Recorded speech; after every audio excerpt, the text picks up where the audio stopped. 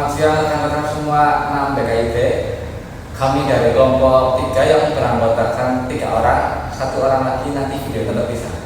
Oke, sebelum kita jelaskan tentang hasil observasi yang ingin kita sampaikan di SLB Yakub Purwokerto, sebelumnya kita akan mengenalkan anggota kelompok dulu. Yang dari mana? Enaknya dari kiri. Oke, silakan.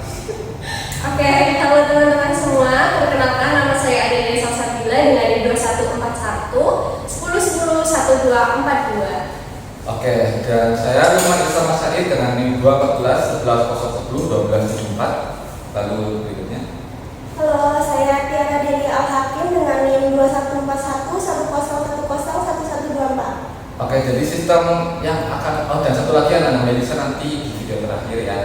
Oke, jadi sistem video ini tuh seperti orang podcast, seperti podcast di mana nanti kita akan membahas terkait hasil observasi yang kemarin kita lakukan.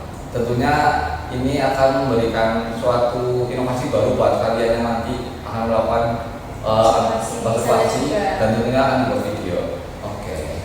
Oke, by the way, kemarin kita observasi di mana ya, Mbak?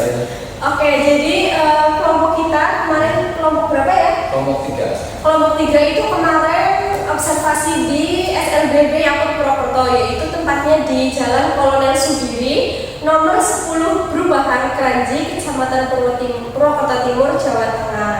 Nah, SLB Yakub Purwokerto ini berdiri di bawah naungan Yayasan Kesejahteraan Usaha Tama atau Yakub Purwokerto. Yakub didirikan pada tanggal 2 Juni 1961 dan disahkan akte notaris nomor 14 tanggal 10 Agustus 1961. Oke, terima kasih Mbak Adel. Terus kita akan bicara tentang konsep sekolahnya SLB Yakub Purwokerto. Oke, di SLB Yakub Purwokerto merupakan institusi pendidikan yang khusus untuk anak-anak dengan kebutuhan khusus tunarungu, terutama mereka yang memiliki gangguan pada pendengaran, yaitu artinya tunarungu. Terus berikut adalah konsep yang ada di SLB Yakub Purwokerto, yaitu yang pertama adalah pendidikan inklusif. SLB Yakub Purwokerto fokus pada pendidikan inklusif, di mana siswa dengan gangguan pendengaran mendapatkan akses pendidikan yang sama seperti siswa lainnya. Mereka memberikan fasilitas dan metode pengajaran khusus yang disesuaikan dengan kebutuhan siswa. Lalu yang kedua adalah metode pengajaran. Metode pengajaran yang ada di SLB Yakub Purwokerto disesuaikan dengan kemampuan pendengaran mereka. Ini termasuk penggunaan bahasa isyarat, lip reading, dan alat bantu pendengar. Guru-guru siswa ini juga dilatih khusus untuk mengajar siswa dengan gangguan pendengaran. Lalu yang berikutnya adalah fasilitas dan teknologi pendukung. Sekolah di SLB Yakub Purwokerto ini difasilitasi dengan teknologi yang mendukung proses pembelajaran mengajar bagi siswa dengan gangguan pendengaran, misalnya ruangan kelas yang jarak suara, alat bantu pendengar, dan teknologi audiovisual yang memadai. Dengan konsep-konsep ini, SLB Yakub Purwokerto berusaha memberikan pendidikan yang berkualitas dan komprehensif bagi siswa dengan gangguan pendengaran, membantu mereka mencapai tujuan dan minat bakat mereka. Oke, gimana? Jelas nggak tadi? Jelas nih, saya mau menambahkan lagi ya. Jadi di SLB Yakub itu juga memiliki berbagai fasilitas pembelajaran yang cukup menunjang untuk proses kegiatan belajar mengajar, terutama untuk anak-anak yang, mohon maaf, mereka istimewa dan mereka menyandang tunarungu. SLB Yakub ini juga didukung oleh tenaga pengajar yang berjumlah 17 orang yang terdiri dari 3 guru tetap atau guru PNS, 4 guru tidak tetap, 10 guru tetap yayasan, dan 2 pegawai, 1 pegawai administrasi, dan 1 pegawai kebersihan. Nah, yang lebih bikin kita bangganya lagi nih ya Mas. Jadi di sana tuh ada 1 staff yang dia juga alumni dari SLB Yakub juga loh. Jadi dia itu, tapi yang alumninya ini tuh bukan dari SLBB-nya, tapi dari SLB yang C. Kan SLB, oh ya BTW SLB Yakub itu ada 2, yaitu yang B sama yang C. Nah yang B ini yang khusus untuk anak-anak tunarungu, dan yang C ini untuk disabilitas yang lain. Dan staf yang bekerja di SLBB Yakub itu adalah alumni dari SLB C Yakub Purwokerto. Jadi keren banget kan, jadi dia tuh bisa bukan hanya menempuh pendidikan, tapi dia juga bisa mengabdi ke SLB Yakut lagi tersebut. Oke. By the way, kalian belum tahu ya kenapa alasan kita kenapa mengambil SLB Yakut. Alasannya apa ya, Bro? Oh ya, jadi alasannya kenapa kita mengambil SLB Yakut Purwokerto karena yang pertama itu tempatnya dekat dengan kampus kita. Terus yang kedua juga di sana guru-gurunya itu sebagian saya sudah kenal, dan di sana juga termasuknya sangat mudah untuk kita akses, sangat mudah untuk kita observasi juga, dan semua anak-anaknya juga sangat welcome dengan kita ya. Oke, terus saya mau menjelaskan di sana itu ada berapa anak sih, dan sistem pengajarannya itu gimana, seperti apa gitu. Di sana itu ada 3 tingkatan sekolah. Yang pertama adalah TK, TKLB, SDLB, SMPLB, dan SMALB. Oke, dalam bentuk yang TKSB itu di 2004 ini ada 6 siswa, dan SD itu ada 52 siswa, dan SMP itu ada 21 siswa, dan SMA itu ada 23 siswa. Dan siswa ini tergantung ya, misal setiap semester berapa anak yang masuk, dan seterusnya akan misal dalam semester ini ada 4 anak yang masuk. Nah dari kelas 1 sampai SMA itu 4 anak doang sampai kelas itu. Oke, terus yang berikutnya itu terkait jenis ABK yang di sana yang akan dijelaskan oleh Mbak Tiara. Silakan. Oke, jadi jenis ABK yang ada di SLBB Yakut Purwokerto itu ABK-nya itu berfokus pada tunarungu dan tunawicara, di mana tunarungu itu anak-anak tersebut ditandai dengan tidak bisa mendengarkan, sedangkan tunawicara ditandai dengan tidak bisa berbicara. Nah, anak-anak di SLBB Yakut Purwokerto itu berkomunikasinya dengan teman-teman sebayanya itu menggunakan bahasa non-verbal seperti bahasa isyarat. Nah, untuk bahasa isyaratnya sendiri itu namanya bahasa Sibi, dan kemarin tuh kita sempet ya beberapa kali diberitahu bahwa ini loh bahasa isyaratnya itu seperti ini. Jadi kemarin itu kita berinteraksi langsung dengan mereka, dan kita juga melihat proses berkomunikasi antara guru dan siswa dengan bahasa Sibi tersebut. Oke, dan bahasa Sibi itu diajarkan dari kelas 1 sampai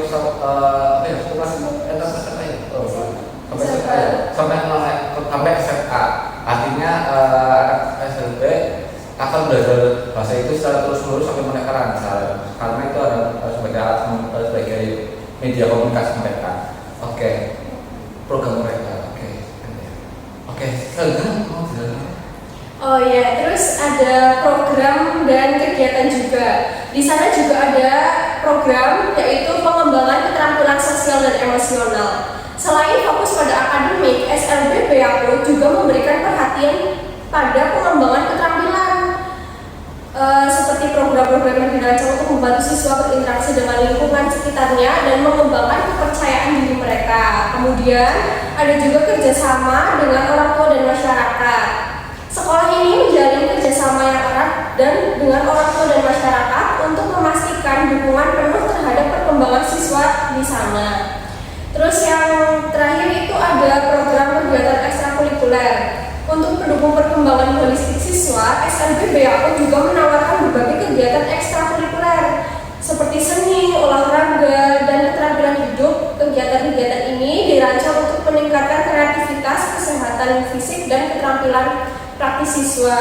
Nah, untuk ekstrakurikulernya sendiri di sana itu juga ada ekstrakurikuler tata boga, yang dimana di sana itu mereka bisa membuat kue, memasak, dan juga ada ekstrakurikuler souvenir. Dan ekstrakurikuler souvenir itu mereka itu diajarkan untuk bisa kayak meratai bunga, membuat bakat, dan lain sebagainya. Terus ada juga ekstrakurikuler TIK, teknik informasi dan komunikasi. Terus ada teknik menjahit juga, dan kecantikan, dan yang terakhir itu ada membatik. Jadi mereka selain belajar akademik, tapi mereka juga mendapatkan ekstrakurikuler di luar sekolahan, yang dimana itu tuh untuk pelatihan mereka di bagian non akademiknya seperti itu. Oke, Mbak Adil, terima kasih banyak. Oh iya, ada satu lagi nih yang lupa. Kita kan PKI ya. Iya. PKI kan identik dengan PK, bimbingan konseling. Terus konsep BK di sana itu ada nggak sih, Mbak Adil? Nah, untuk konsep BK-nya sendiri di sana itu lebih ke bimbingan karir. Jadi guru BK di sana yang tetap itu tidak ada, namun semua guru itu adalah guru BK. Nah, jadi bimbingan karir tersebut lebih kayak melatih siswa ini tuh nanti lebih baiknya itu kemana sih? Siswa ini tuh nanti lebih fokusnya kemana sih? Kan ada juga tuh yang di sana tuh ada ekskul menjahit, ekskul memasak, dan mereka tuh ada yang pintar-pintar di ekskul-ekskul tersebut loh. Jadi itu nanti bisa disalurkan oleh guru-guru, misal jadi penjahit atau jadi yang suka membuat kue, atau nanti mereka juga bisa bikin bisnis sendiri loh, kayak bisnis buket gitu. Oke, terus cara kita atau cara guru melihat bakat siswa itu gimana, Mbak Adil? Nah, jadi cara guru untuk melihat bakat siswa itu biasanya tuh guru-guru tuh sering ikut terlibat langsung dalam proses ekstrakurikuler tersebut. Nah, nanti di situ guru-guru tuh dapat melihat, wah ternyata anak ini lebih pintar ke sini, ternyata anak ini tuh lebih minat ke sini, ternyata anak ini tuh lebih kayak gini. Nah, itu nanti bisa disalurkan. Misal anak ini lebih pintar di bagian menjahit, nanti akan ditempatkan di ekstrakurikuler menjahit. Terus anak ini lebih pintar di souvenir, nanti dia bisa ditempatkan di souvenir, dan itu akan dilatih terus menerus biar itu juga nanti bisa akan diikutkan ke lomba-lomba seperti lomba FLS 2N gitu. Oke, terus tadi Mbak Adil udah jelaskan dari mengenai bakat. Terus kapan sih guru itu melihat bakatnya itu sejak kapan?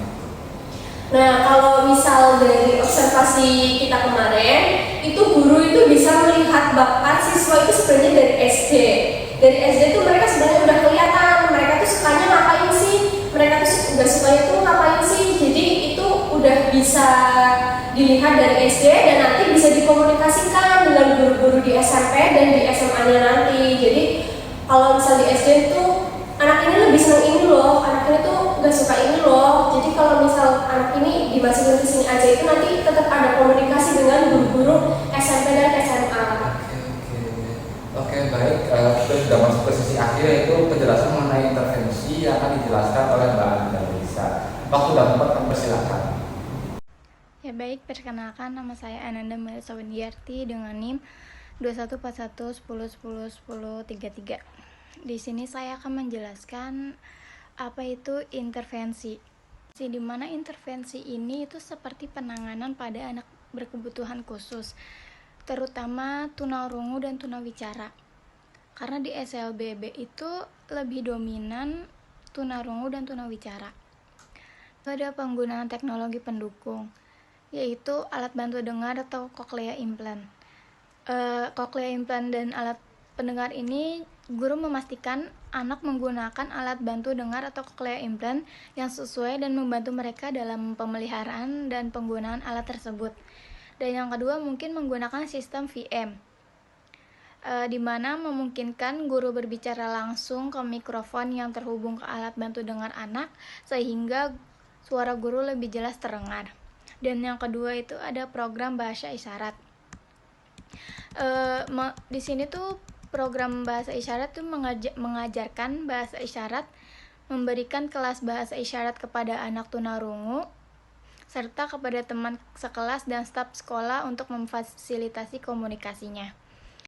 Dan selanjutnya itu selain mengajarkan bahasa isyarat kepada anak berkebutuhan khusus tunarungu, di sini juga ada interpretes, di mana penerjemah bahasa isyarat. Jadi itu sekolah menyediakan penerjemah bahasa isyarat di kelas untuk membantu anak memahami pelajaran. Dan yang ketiga ada pendekatan komunikasi total. Di sini tuh menggabungkan berbagai metode komunikasi seperti bahasa isyarat, pengecapan bibir, dan penggunaan suara untuk membantu anak memahami dan berpartisipasi dalam kelas. Dan yang keempat itu ada kelas khusus atau inklusi. Di kelas khusus itu menyediakan kelas khusus dengan guru yang terlatih dalam pendidikan anak tunarungu. Dan yang kedua ada inklusi, di mana mengintegrasikan anak tunarungu ke kelas reguler dengan dukungan tambahan seperti asisten guru atau alat bantu teknologi. Dan yang kelima ada modifikasi kurikulum. Di modifikasi kurikulum ini menyesuaikan kurikulum dan materi pembelajaran agar sesuai dengan kebutuhan anak tunarungu seperti menyediakan bahan visual tambahan dan menyesuaikan metode pengajaran. Dan yang keenam, itu ada terapi wicara dan pendengaran di sekolah. Di sekolah itu menyediakan sesi terapi wicara dan pendengaran di sekolah untuk membantu anak mengembangkan kemampuan mendengar dan berbicara. Nah, mungkin cukup sekian penjelasan dari intervensi pada anak berkebutuhan khusus, contohnya tunarungu dan tunawicara. Kurang lebihnya saya mohon maaf, dan saya kembalikan ke moderator. Terima kasih. Oke, mungkin sekian saja dari kelompok 3 kami. Kurang lebihnya kami minta maaf bila banyak kesalahan atau banyak informasi yang kurang kita sampaikan. Kami mohon minta maaf sebesar-besarnya karena kami juga manusia adalah tempatnya salah itu manusia. Oke. Wabillahi taufiq wal hidayah. Wassalamualaikum warahmatullahi wabarakatuh.